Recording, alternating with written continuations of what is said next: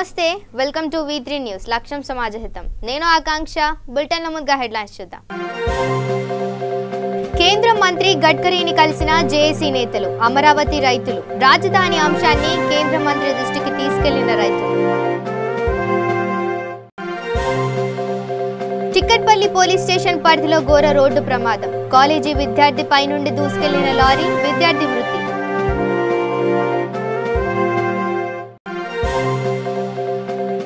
నల్గొండ జిల్లా మునుగోడు మండలంలో దారుణం కట్నం ఇవ్వాల్సి వస్తుందని కన్న కూతురిపై రాళ్లతో దాడికి పాల్పడ్డ తల్లిదండ్రులు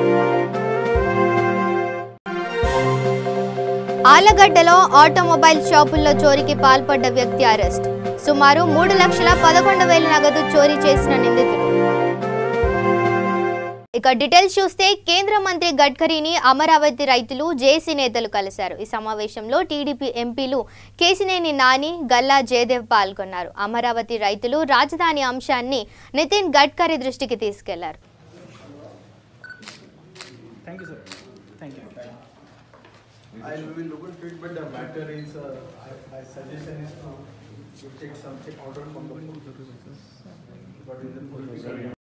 జై అమరావతి జై జై అమరావతి జై అమరావతి జై జై అమరావతి గత వారం రోజుల నుంచి అమరావతి పరిరక్షణ సమితి సభ్యులమైన మేము అలానే మరికొంతమంది రైతులు కలిసి ఢిల్లీలో ఉన్న కేంద్ర ప్రభుత్వ పెద్దలకి అలానే వివిధ పార్టీలకు చెందిన నాయకులకి గత 2 మాసాలుగా ఆంధ్రప్రదేశ్ రాష్ట్రంలో జరుగుతున్న ప్రభుత్వ అనాలోచిత నిర్ణయాలను వెనక్కి తీసుకోవాలని అమరావతినే ఆంధ్రప్రదేశ్ రాష్ట్ర రాజధానిగా కొనసాగించాలని 3 రాజధానులు వద్దు అనే ఒకే ఒక నినాదంతో మేమందరం ఇప్పటికే లోకసభ స్పీకర్ గారిని ఉపరాష్ట్రపతి గారిని అలానే రాష్ట్రపతి గారిని చాలా మంది మంత్రులను కలిసి మా వినతి పత్రాలను సమర్పించాం ప్రతి ఒక్కరూ కూడా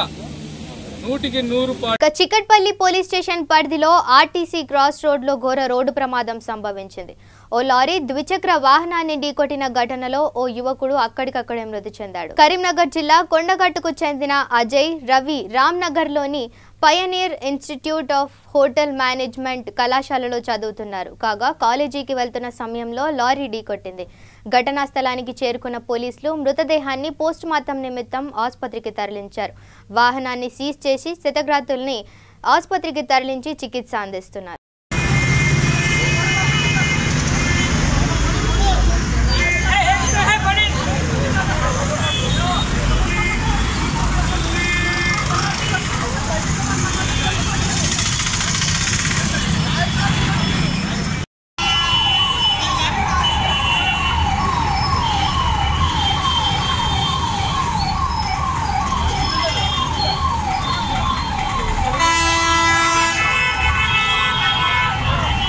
ఇక జగిత్యాల జిల్లా కోడిమ్యాల మండలంలోని మోడల్ స్కూల్లో జాతీయ కుష్టి వ్యాధి నిర్మూలన కార్యక్రమాన్ని నిర్వహించారు ఈ కార్యక్రమంలో DPMO Dev Singh Kodimyal medical officer Srinivas model school principal Mohan community health officer Jagadishwar supervisor Rajeshwari తదితరులు పాల్గొన్నారు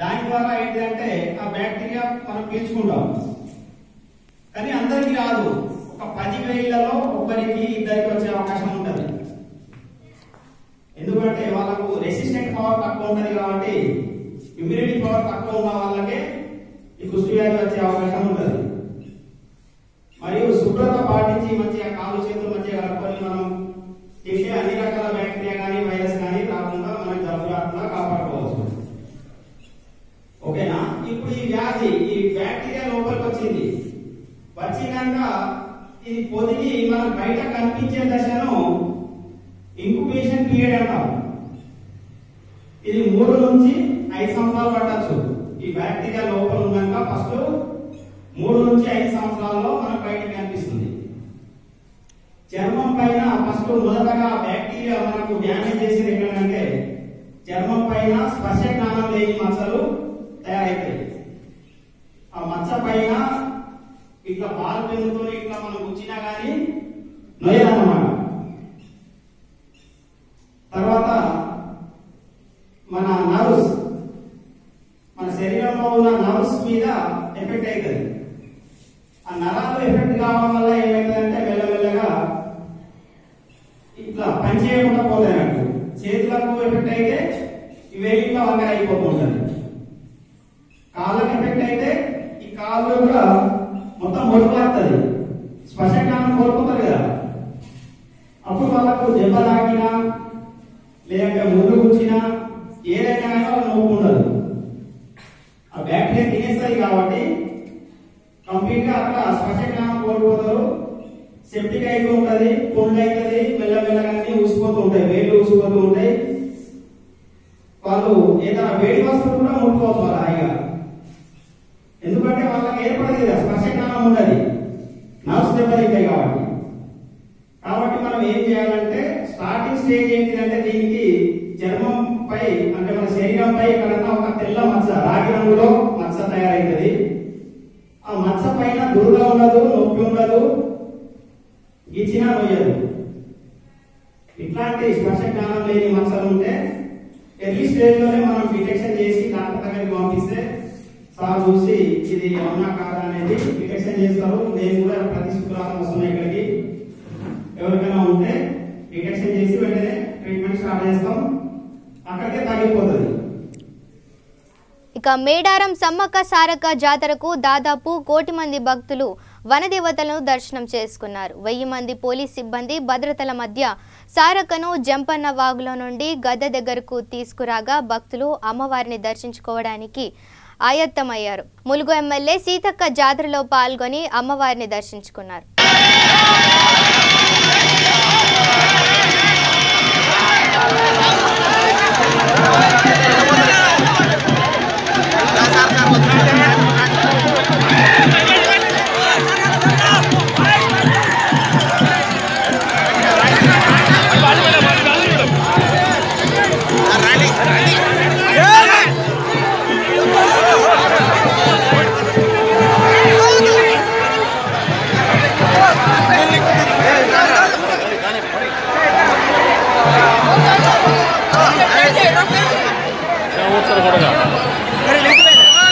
ఇక వికారాబాద్ జిల్లా బషీరాబాద్ మండలం నవందాగి ప్రాథమిక వ్యవసాయ సహకార సంఘం కార్యాలయంలో నామినేషన్ల ప్రక్రియ ప్రారంభమైంది. ఈ సందర్భంగా ఎన్నికల అధికారి మాట్లాడుతూ మండల పరిధిలోని 13 వార్డులకు గాను ఇప్పటి వరకు 5 నామినేషన్లు స్వీకరించినట్లు తెలిపారు. అర్హులైన అభ్యర్థులకు మరో 2 రోజుల్లో నామినేషన్లు చేసుకోవాలని తెలిపారు.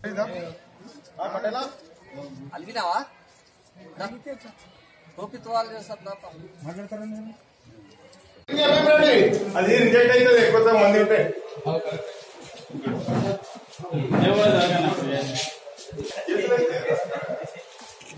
ఒక నిమిషం పెద్ద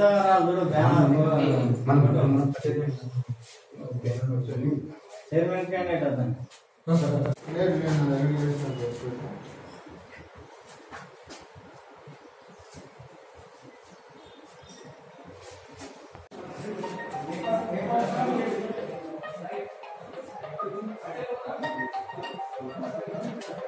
ఈరోజు నామినేషన్ల సందర్భంగా 4వ వార్డు నుంచి పోలీస్ నవీన్ రెడ్డి అనే అతను మనకు నామినేషన్ ఇవ్వడం జరిగింది. అదేవిధంగా అదే 4వ వార్డు నుంచి షెన్నప్ప కూడా ఈరోజు నామినేషన్ దాఖలు చేయడం జరిగింది. బి శ్రీనివాస్ రెడ్డి 7th వార్డుకి సంబంధించి బి శ్రీనివాస్ రెడ్డి గారు నామినేషన్ ఇవ్వడం జరిగింది. 9th వార్డుకి సంబంధించి అల్లాపురం వెంకటరామరెడ్డి గారు నామినేషన్ ఇవ్వడం జరిగింది.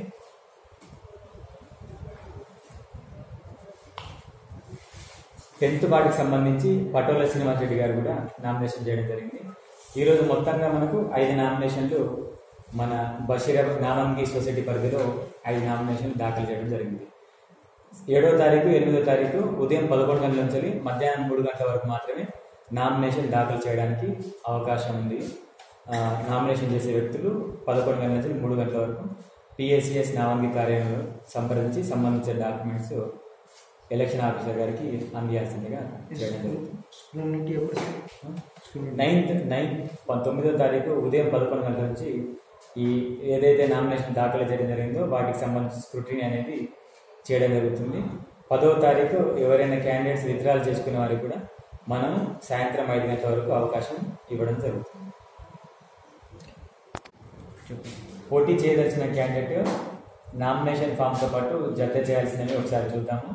నామినేషన్ ఫామ్ నింపిన తర్వాత నామినేషన్ ఫామ్ మీద తన యొక్క ఫోటో అంటించి ఫోటో మీద అతను సంతకం చేసిన నామినేషన్ ఫామ్ మనకి ఇవ్వడం జరుగుతుంది. అదేవిధంగా అతని యొక్క ఆధార్ కార్డు అటెస్టెడ్ కాపీ కూడా మనకు నామినేషన్ ఫారంతో జత చేయాల్సిన అవసరం ఉంటుంది. అదేవిధంగా క్యాండిడేట్ సంబంధించి క్యాస్ట్ సర్టిఫికేట్ ఒరిజినల్ కూడా మనకు దీంతో పాటుగా జత చేయాలి. రిజర్వ్ చేసే ఛానల్లో మాత్రం 100% అతను జత చేయాల్సిన అవసరం ఉంటుంది. ఒకవేళ ఓపెన్ కేటగిరీలో కనుక క్యాస్ట్ సర్టిఫికేట్ లేకున్నా కూడా నామినేషన్ ఫామ్కి ఎటువంటి ఇబ్బంది ఉండదు. కానీ ఎస్సీ ఎస్టీలు కానీ బీసీ సంబంధించిన క్యాండిడేట్స్ ఫీజు యొక్క రుసుము కొద్దిగా కుదింపు కోరుకున్నట్లయితే కంపల్సరీ కూడా వాళ్ళ యొక్క క్యాస్ట్ సర్టిఫికేట్ కనుక నమోదు చేస్తే మనం వాళ్ళ యొక్క కన్సెంట్ ఏదైతే ఫీజు ఉందో ఆ ఫీజు మాత్రమే తీసుకోవడం జరుగుతుంది. ఒకవేళ క్యాస్ట్ సర్టిఫికేట్ కనుక జత చేయకుండా ఉంటే వాళ్ళకు అదర్ క్యాండిడేట్స్ లాగా ఓవరాల్ క్యాండిడేట్ ఏదైతే ఉంటుందో అదేవిధంగా మనం 1000 రూపీస్ అనేది తీసుకోవడం జరుగుతుంది.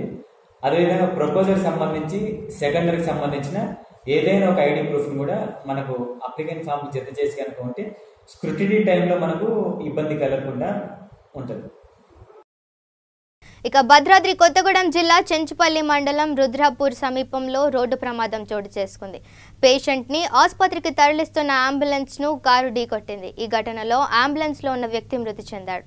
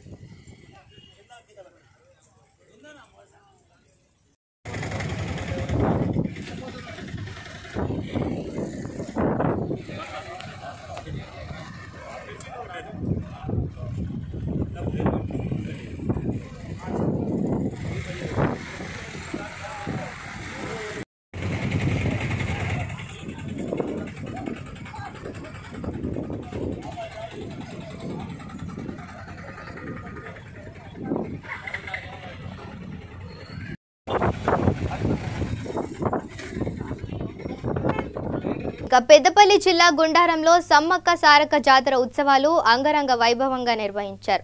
ఉత్సవాల్లో భాగంగా మొదటి రోజు సారలమ్మను గద్దెపైకి అధిష్ఠించారు. రెండో రోజు సమ్మక్కను గౌరీగుండం ఘాట్ పై నుండి తీసుకువచ్చి గద్దెపైకి అధిష్ఠించారు. మూడవ రోజు భక్తులు మొక్కులు చెల్లించుకోగా 4వ రోజు గిరిజన దేవతలు వనవాసం చేశాయి. ఈ ఉత్సవాల్లో అధిక సంఖ్యలో భక్తులు ప్రజాప్రతినిధులు పాల్గొన్నారు. అధికారులు పోలీసులు సిబ్బంది నిరంతరం అందుబాటులో ఉండి జాతర ఉత్సవాల ఏర్పాట్లను పర్యవేక్షించారు.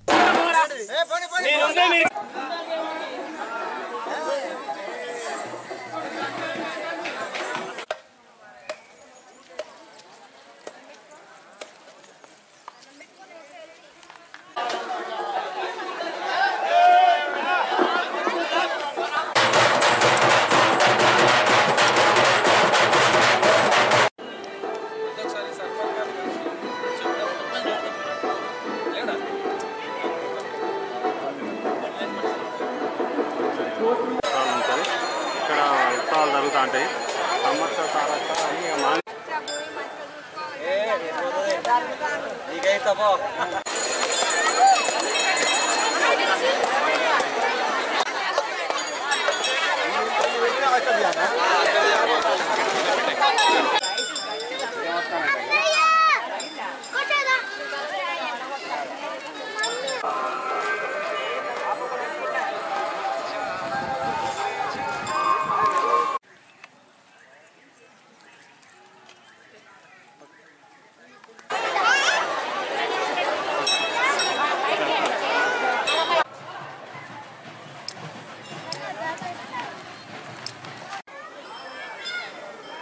అనుకుంటారు.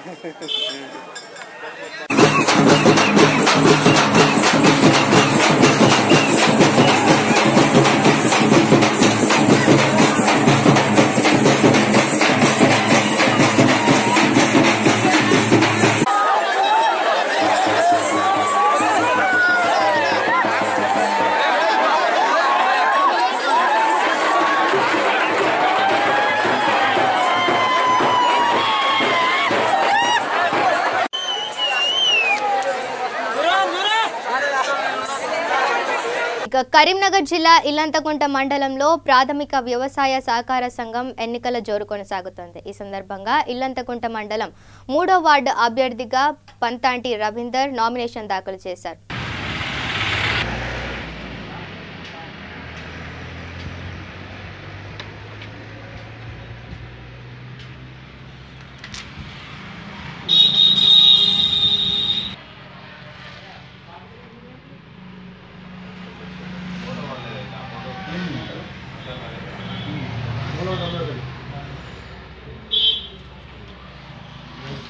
ఎంత 300 సీరియల్ అంతే కదా.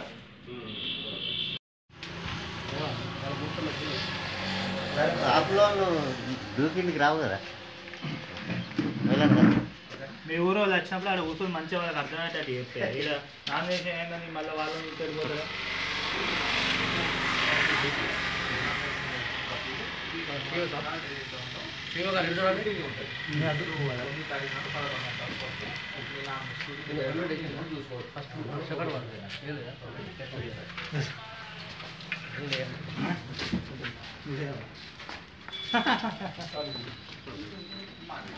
ఇక నల్గొండ జిల్లా మునుగోడు మండలం వెలగలగూడ గ్రామంలో దారుణం చోటు చేసుకుంది. వివాహం చేస్తే కట్నం ఇవ్వాల్సి వస్తుందని కవిత అనే యువతిపై తల్లిదండ్రులు మరియు అన్న బండరాళ్లతో దాడికి పాల్పడ్డారు.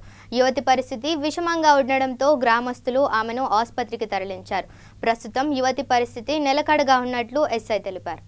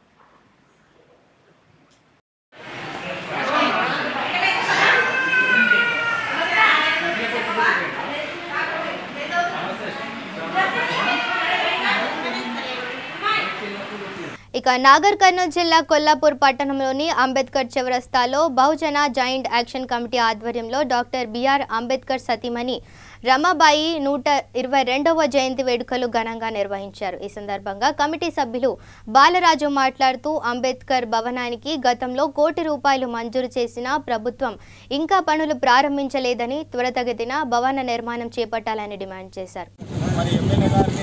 మరి ఇంకా పెద్దలను ఎవరైనా ఉంటే కలిసి మరి వినతి పత్రం ఇచ్చి మనం దాన్ని ఆలోచన చేద్దామని కోరుతూ నేను బహుజన మిత్రులకి ఒక రిక్వెస్ట్ చేస్తున్నాను.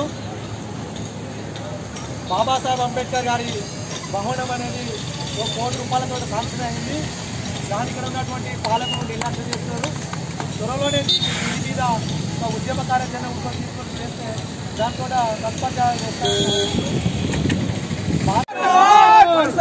మహాత్మా జ్యోతిరావు ఫులే ఆశయాలను మహాత్మా చంద్రబాబు ఆశయాలను కొనసాగిస్తాం రమాబాయి గారి ఆశయాలను జోహార్ డాక్టర్ బిఆర్ అంబేద్కర్ జోహార్ డాక్టర్ బిఆర్ అంబేద్కర్ ఇక సిద్దిపేట జిల్లా అక్కన్నపేటలో రెండు కుటుంబాలకు మధ్య చోటు చేసుకున్న వివాదం ఘర్షణకు దారితీసింది. సదానందం మరియు గంగరాజు కుటుంబాలకు ప్రహారీ గోడకు సంబంధించి వాగ్వాదం సంభవించింది. దీంతో ఆవేశానికి గురైన సదానందం ఇంట్లో ఉన్న AK-47 గన్తో గంగరాజు ఇంట్లోకి వెళ్లి సదానందంపై కాల్పులు జరిపాడు. ఈ ఘటనలో త్రుటిలో పెను ప్రమాదం తప్పింది. దీంతో గ్రామం అంతా ఒక్కసారిగా ఉలిక్కిపడింది. గ్రామంలో పోలీసులు భారీగా మోహరించారు. గన్తో పరారీలో ఉన్న సదానందం కోసం పోలీసులు గాలిస్తున్నారు. సదానందంకి AK-47 ఎక్కడి నుంచి వచ్చిందని పోలీసులు ఆరా తీస్తున్నారు.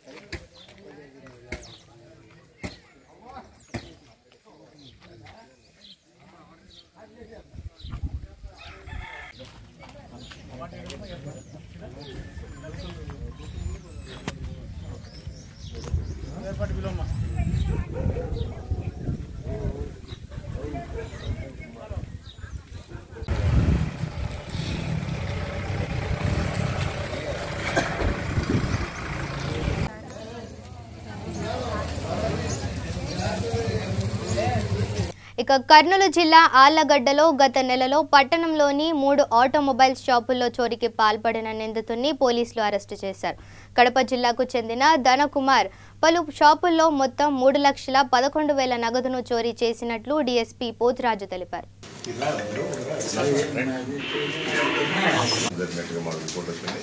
దాని మీద కేసు నమోదు చేసి దర్యాప్తు స్టార్ట్ చేస్తే దానిలో నంజాలపై రోడ్లో లెఫ్ట్ సైడ్ ఉన్నటువంటి ఆటోమొబైల్ షాపులకు సంబంధించినటువంటి షాపుల్ని షట్టర్స్ ఓపెన్ చేసి దొంగతనం జరిగినట్టుగా మాకు అర్థమైంది. దాని మీద సిఐ గారు నేను కూడా నేరస్థలం పరిశీలించడం జరిగింది. దాన్ని పరిశీలించిన మీద మాకు కొన్ని అనుమానాలు ఉన్నాయి. ఆ అనుమానాల మేరకు కొంత సాంకేతిక టెక్నాలజీ కూడా ఉపయోగించి ముద్దాయి అయినటువంటి ధనకుమార్ని ఇతను నేరం చేశాడనేటువంటిది ఐడెంటిఫై చేసి అతన్ని అదుపులో తీసుకోవడం జరిగింది. ఈ క్రమంలో అతను 3,11,000 రూపాయలు ఆ 2 షాపుల్లో టోటల్గా దొంగతనం చేశాడు. ఈ దొంగతనం చేసిన డబ్బును కూడా వాళ్ళ ఇంట్లో గుంటకి గొయ్యి తీసి గొయ్యిలో బాతి పెట్టి సైజ్ కవర్లో పెట్టి దానిపై నాపరాయి సేవకు సన్మానం రాకుండా ఇంట్లో వాళ్ళకి కూడా చేయకుండా కన్సీల్మెంట్ అనేటువంటి చేశాడు. అది కూడా మొత్తం ఎంటైర్ క్యాష్ని ఎంతైతే నగదు పోయిందో ఇంటాక్ట్ 100% రికవరీ చేయడం జరిగింది. ఈ విత్తనం ఎక్కువగా కడప జిల్లాలో దొంగతనం చేస్తాడు. ఫస్ట్ టైం మన జిల్లాలోకి ఎంటర్ అయ్యాడు. అది కూడా ఆలగడ్డలోకి ఎంటర్ అయ్యి వాడు దొంగతనం చేశాడు. కానీ అది ఇమీడియట్గా వాడిని పోలీసులు అదుపులో తీసుకొని అరెస్ట్ చేయడం జరిగింది. జనరల్ ఏం చేస్తుంటారు సార్? ఇతను బేసిక్గానే ఇతని మీద కేసులు ఉన్నాయి, చాలా కేసులు ఉన్నాయి. కడప జిల్లా పొద్దుటూరు, తాడిపత్రి, కడప టౌన్ దొంగతనమే ఇతను ప్రభుత్వ వ్యవహారం అంతా కూడా. ఇతని ఇంట్లో కూడా ఇతనికి ఈ దొంగతనానికి కోఆపరేషన్ చేసేటువంటి పరిస్థితి ఉంది. ఈ దొంగతనం చేసిన డబ్బులతో కొంత మోటార్ సైకిల్ ఒకటి, కారు, కొంత అడ్వాన్స్ కొట్టడం అట్లా కూడా జరిగింది. అవి కూడా ఇంటాక్ట్గా రికవరీ చేయడం జరిగింది. ప్రభుత్వ దొంగతనం ఏ ప్రాంతానికి సంబంధించిన కడప జిల్లా. ఇక బులెటిన్ ముగించే ముందు హెడ్లైన్స్ మరోసారి చూద్దాం. కేంద్ర మంత్రి గడ్కరీని కలిసిన జేఏసీ నేతలు, అమరావతి రైతులు, రాజధాని అంశాన్ని కేంద్ర మంత్రి దృష్టికి తీసుకెళ్లిన రైతులు. చిక్కట్పల్లి పోలీస్ స్టేషన్ పరిధిలో ఘోర రోడ్డు ప్రమాదం, కాలేజీ విద్యార్థి పై నుండి దూసుకెళ్లిన లారీ, విద్యార్థి మృతి.